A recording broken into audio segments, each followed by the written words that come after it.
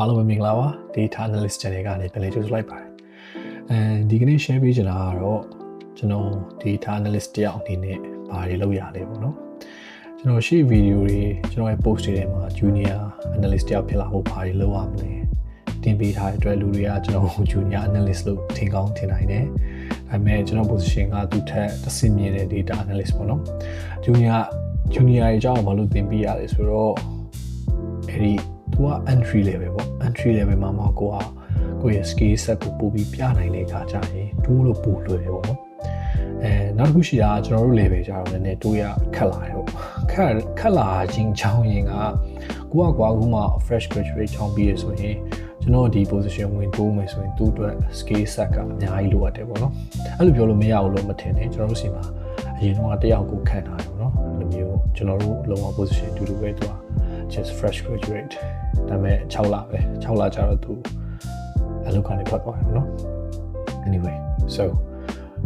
ပြောပြချင်တာကကျွန်တော်က supply chain ရလာတယ်ကျွန်တော်ရဲ့ specialization က warehousing ပေါ့เนาะကျွန်တော်တို့ file လောက်ရတာ warehouse 5ခုလောက်ကိုmanage လုပ်ရတယ် reporting နဲ့ data analysis နဲ့ဆိုင်တဲ့အားတွေပေါ့เนาะအဲ့တော့တချို့လူတွေကထင်ကြတာဘယ်လိုမျိုး inventory နဲ့ဆိုင်တဲ့ဟာတွေလုပ်ရတယ်အဲ့လိုမဟုတ်ဘူးကျွန်တော်တို့မှာ inventory team အတွက်သူတို့မှာ analyst နဲ့ရောက်ရှိတယ်သူတို့ကကျွန်တော်တို့နဲ့တော့ဘယ်လိုပြောရမလဲ department မတူဘူးပေါ့နော်သူတို့ကတော့ inventory department ရဲ့အောက်ပါကျွန်တော်တို့ဘာလုပ်ရလဲဆိုတော့အဲ့လိုမျိုး warehouse က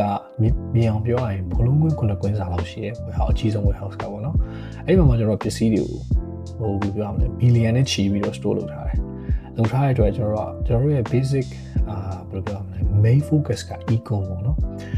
customer ရဲ့ online မှာလိုက်တဲ့ order တွေကျွန်တော်အချိန်မီပို့နိုင်မှုအတွက်ကိုအဲ့ရနေလောက်ရတယ်အဲ့တော့များသောအားဖြင့်ဆိုတော့ 100% ကတော့ဒီ distribution မှာ operation ကိုကောင်းဘယ်လိုပြောမလဲ function လုပ်နိုင်ဖို့ပေါ့အဲ့တော့ဘယ်လိုလုပ်ရလဲဆိုတော့ဘာလုပ်ရလဲဆိုတော့တခါတလေကြရင်အဲ့လိုမျိုးပေါ့နော် storage ကိုstorage capacity ကိုကျွန်တော်တို့ minimize လုပ်တာဖြစ်sometime minimize လုပ်ရတယ်ဘာလို့လဲဆိုတော့ storage ကိုမဖြည့်ဘဲနဲ့ peak အတွက်စောင့်ထားပါတော့ဘယ်လို peak season golden season ဆိုတာရှိရဲ November လကအခုဆို peak season ပေါ့နော်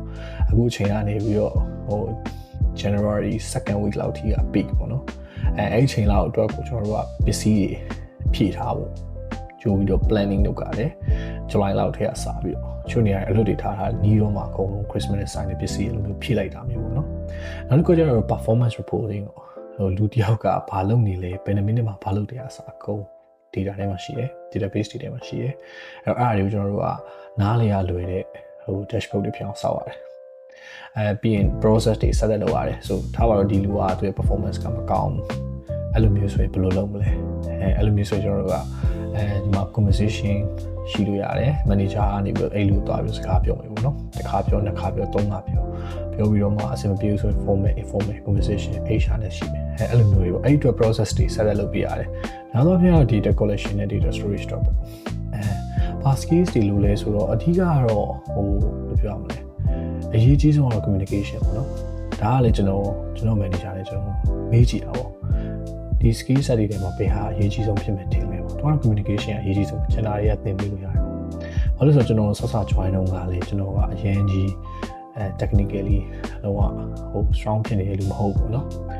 ဒါပေမဲ့အဲ့ပထမ3လမှာတော်တော်လေးရှုံးခဲ့ရတယ်အဲ့ရှုံးခဲ့ရတဲ့အကြောင်းကိုတော့နောက်ဗီဒီယိုလေးမှာဆက်ပြောပြမယ်အားလုံးပဲကျေးဇူးတင်ပါတယ်